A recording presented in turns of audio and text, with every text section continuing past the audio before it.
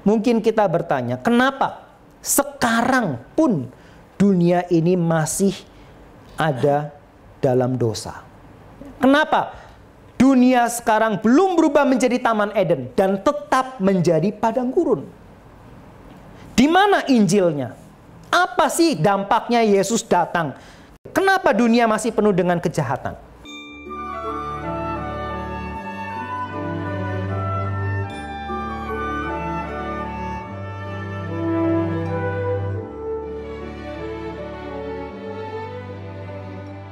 Markus juga kemudian mengutip ya di ayat ketiga, itu dari ayat kedua dan ketiga dikatakan dari Nabi Yesaya. Suara orang yang berseru-seru di padang gurun, persiapkanlah jalan untuk Tuhan, luruskanlah jalan baginya. Ini dikutip dari Yesaya pasal 40. Ya. Di mana Yesaya dari pasal 1 sampai 39 itu bicara soal orang Israel yang akan dihakimi oleh Allah. Orang Israel yang akan dibuang oleh Allah.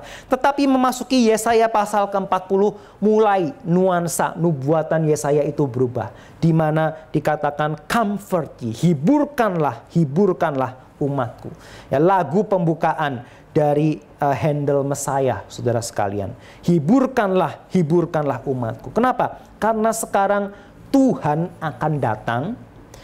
Maka ada suara orang yang berseru-seru di padang gurun untuk mempersiapkan jalan bagi Tuhan. Tuhan yang akan menyelamatkan umatnya. Dan inilah Injil yang diberikan kepada umat Tuhan yang tinggal di dunia yang sudah menjadi padang gurun ini.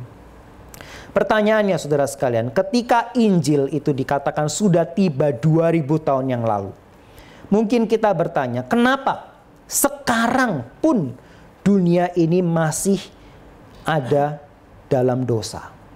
Kenapa dunia sekarang belum berubah menjadi Taman Eden dan tetap menjadi padang gurun? Di mana Injilnya? Apa sih dampaknya Yesus datang? Kenapa dunia masih penuh dengan kejahatan? Saudara, disinilah kita kemudian bisa mungkin memikirkan tentang padang gurun ya, sebagai dalam nuansa yang kedua. Di mana padang gurun itu bukanlah sekedar tempat yang sudah terdampak oleh dosa, tempat yang menyatakan penghukuman atau penghakiman Allah, tetapi padang gurun itu juga menjadi tempat ujian. Tempat di mana anak-anak Tuhan ya, tidak harus sekedar merasa aku sekarang hidup dalam penghakiman Tuhan, makanya hidup dengan segala macam tantangan dan kesulitan. Tetapi kita bisa melihat ini sebagai tempat pencobaan dan tempat ujian. Seperti yang Yesus alami selama 40 hari di padang gurun, saudara sekalian.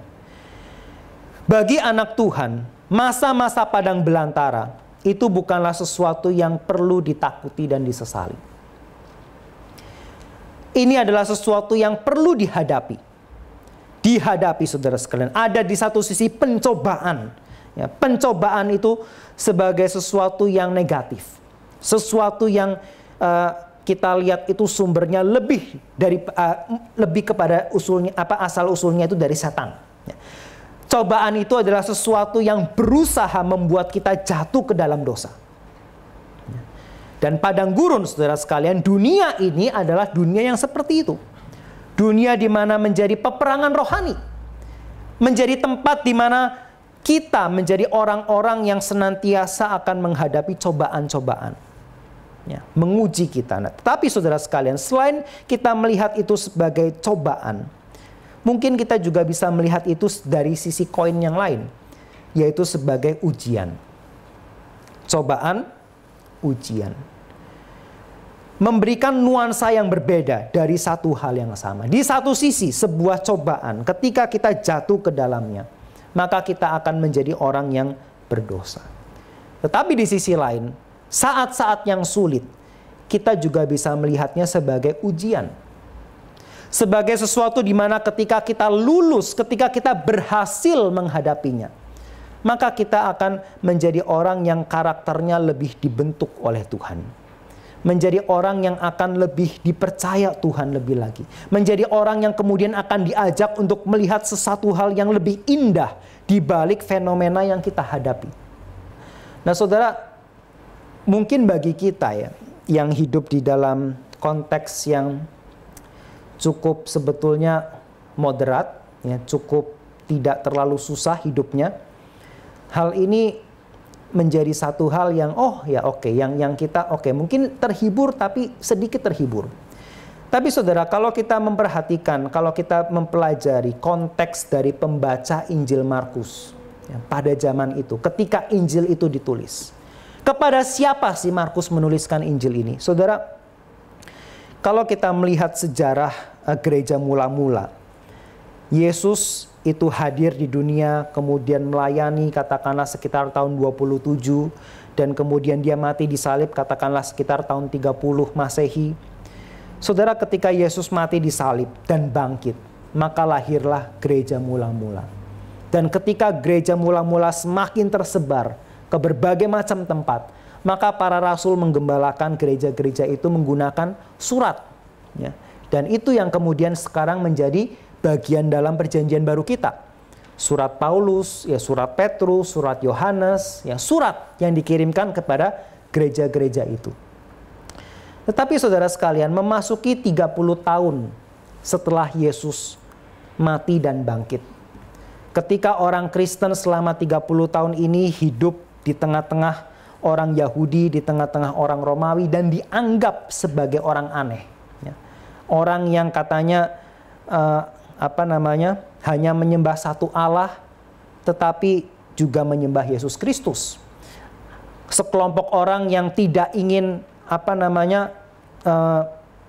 yang ramah, ya, sekelompok orang yang ramah, yang juga penuh dengan belas kasihan, yang rendah hati, tetapi juga pada saat yang sama mereka tidak mau mengikuti upacara ibadah dewa-dewa yang lain yang dianggap lumrah pada zaman itu. Ya. Maka di satu sisi dianggap rendah hati, tapi di sisi lain dianggap eksklusif. Mereka dianggap sebagai orang-orang aneh, saudara sekalian. Tetapi sekitar tahun 60-an, ketika Romawi dipimpin oleh kaisar gila yang bernama Nero itu, dan ketika kemudian ada terjadi satu kebakaran besar di kota di Romawi, sehingga dikatakan dari 14 distrik ada 10 distrik yang terbakar habis. Kerugian yang begitu besar, maka banyak orang menjadi marah. Ya. Ketika orang-orang marah, maka dari tulisan-tulisan Josephus dan para sejarah sekitar zaman itu, saudara sekalian, dikatakan Nero itu dicurigai. Masyarakat semua agak mencurigai Nero. Katanya kebakaran ini kenapa ya waktu mau coba dihentikan kebakaran ini, ada sekelompok orang yang kemudian melarang supaya kebakaran ini dihentikan, ya. Mencegah supaya kebakaran ini segera di stop. Dan orang-orang itu kayaknya adalah suruhannya Nero, ya, mereka mengatakan kira-kira seperti itu. Sehingga akhirnya Nero itu menjadi orang yang dicurigai, entah kenapa alasannya, tetapi dicurigai membakar kota Roma.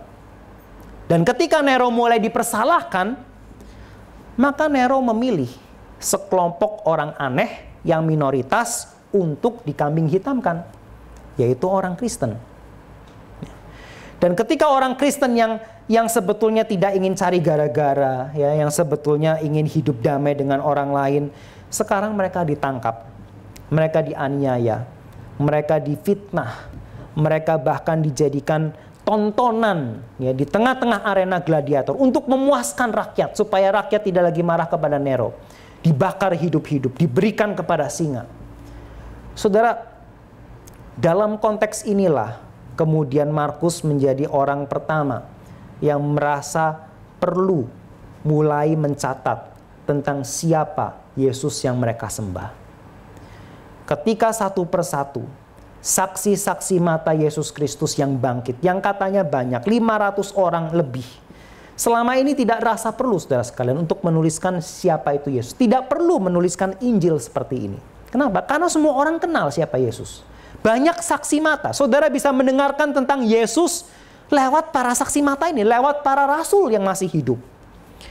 Tetapi memasuki 30 tahun setelah Yesus naik ke sorga, ketika satu persatu saksi-saksi mata Kristus itu meninggal, ya, entah karena usia mungkin atau juga karena dianiaya.